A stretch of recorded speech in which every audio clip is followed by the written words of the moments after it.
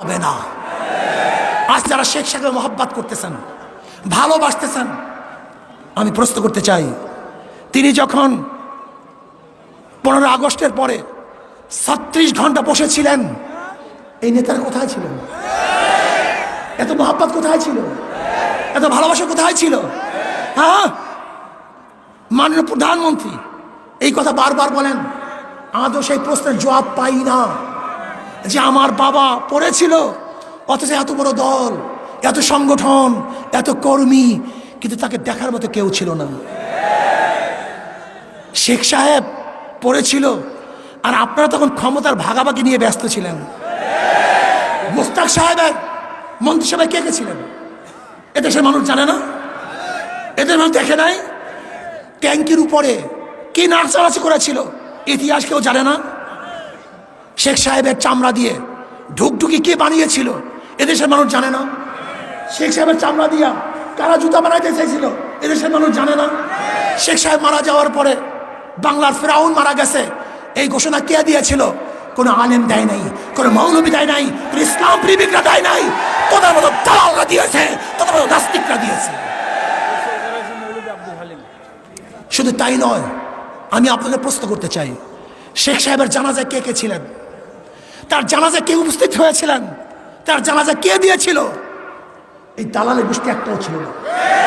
ওরা গদি দিয়ে ব্যস্ত ছিল, ওরা গদির ভাগাভাগিতে লিপ্ত ছিল, কিন্তু আলেম ওলামাই তার জন্য দোয়া করেছিলেন। যাই হোক, আমার কথাবার্তা পরিষ্কার। সাংবাদিক বন্ধুরা, আজকে সিগন্যাল মিগনাল দেই নেই, আজকে সিগন্যালও দেই নাই, মিগনালও দেই নাই, প্রচারও করি নাই, প্রসারও করি নাই। শুনছে, কেস হইছে, এর জন্য আবেগে মানুষগুলি এখানে চলে আসছে। কিন্তু যেদিন অ্যারেস্ট করবে সেদিনকে দেখবেন মানুষের খেলা কি হয়। যেদিন অ্যারেস্ট হবো, এই বাংলায় রাখবো না।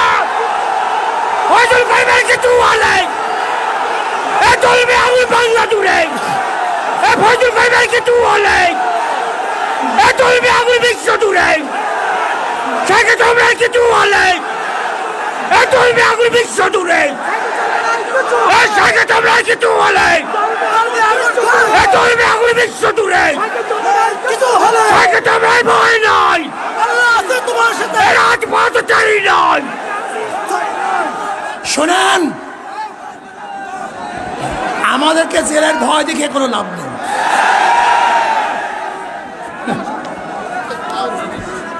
লাভ নেই, কোনো লাভ নেই।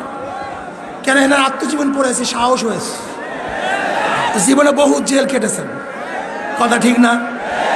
এই জেলের টেলের কেসের মেসের ভয় দেখায় আমাদেরকে লাভ নাই। যদি অন্যায় করে থাকি জেলে দেন, আপত্তি নাই, কিন্তু অন্যায় যদি না করি আর জেলে ঢুকাবার দুঃসাহস দেখান, তাহলে বাংলাদেশের জনগণ ইনশাআল্লাহ সেই দুঃসাহস আঘাত করবে, আঘাত করবে ইনশাআল্লাহ।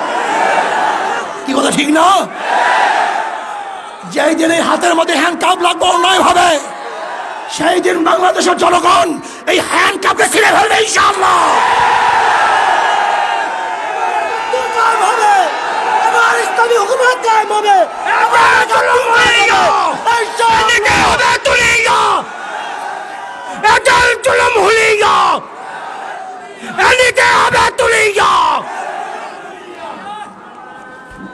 আপনারা ভাবছেন যে জেলের তকমা আর কেসের তকমা দেখালি ইঁদুরের মতো পালিয়ে যাব।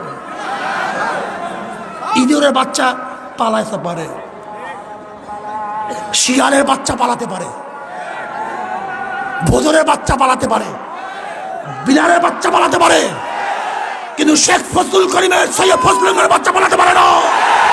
সৈয়দ শাহের সন্তান পালাতে পারে না, ওমরের সন্তান পালাতে পারে না, আবু বকরের সন্তান পালাতে পারে না। মারা যাব, শির উঁচা করে মরব, রক্ত দেব, ইসলামের জন্য রক্ত দেব, জীবন দেব, ইসলামের জন্য জীবন দেব, এই দেশ রক্ষা করার জন্য জীবন দেব। সাম্য, মানবিক মর্যাদা, ন্যায় বিচার প্রতিষ্ঠা করার জন্য প্রয়োজনে রক্ত দেবে ইনশাআল্লাহ। রাজি আছেন ইনশাআল্লাহ? নারায়ে তাকবীর, নারায়ে তাকবীর।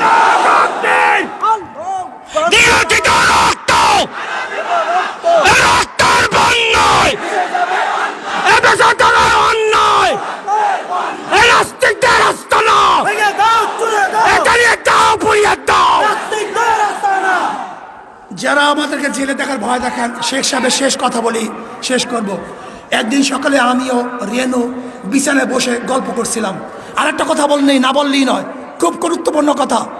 আজকে আমরা শেখ সাহেবকে মহব্বত করেন, আমি তাদেরকে প্রশ্ন করতে চাই, বলেন তো শেখ সাহেব বিবাহ করেছিলেন কত বছর বয়সে? 12-13 তার বয়স ছিল। কত বছর বলেন? বলেন তো। রেনু ফজিলাতুন্নেসা তার স্ত্রী, তার তখন বয়স ছিল কত? 3 বছর। কত বছর? জোরে বলেন। তখন তার বয়স ছিল 3 বছর। তার বাবা মারা যায় 5 বছরে, তার মা মারা যায় 5 বছরে। 7 বছরে তার দাদা মারা যায়। 7 বছরে তিনি তার ঘরে চলে আসেন। আমি প্রশ্ন করতে চাই, যারা শেখ সাহেবকে মহব্বত করেন, আজকে থেকে সংসদে বিল উত্থাপন করেন, যেমন শেখ সাহেব বিবাহ করেছিল 12-13 বছর বয়সে। আমাদেরকে আইন পাশ করতে হবে, আমরা 12-13 বছর বয়স বিবাহ করব। আজকে আইন পাশ করতে হবে, রেনু বিবি যেরকম বিবাহ হয়েছিল 3 বছর বয়সে, আমাদের মেয়েদেরকেও 3 বছর বয়সে বিবাহ দিতে হবে। এইটা তো শেখ সাহেবের মহব্বত নাকি? মহব্বত করো না? একদিন সকালে আমিও রেনু বিছানায় বসে গল্প করছিলাম। হাসুও কামার নিচে খেলছিল। হাসু মাঝে মাঝে খেলা ফেলে আমার কাছে আসে আর আব্বা আব্বা বলে ডাকে। কামাল চেয়ে থাকে। এক সময় কামাল হাসুরিকে বলছে, হাসু আপা তোমার আব্বাকে কি আমি একটু আব্বা বলি? আমি আর রেনু দুজনেই শুনলাম।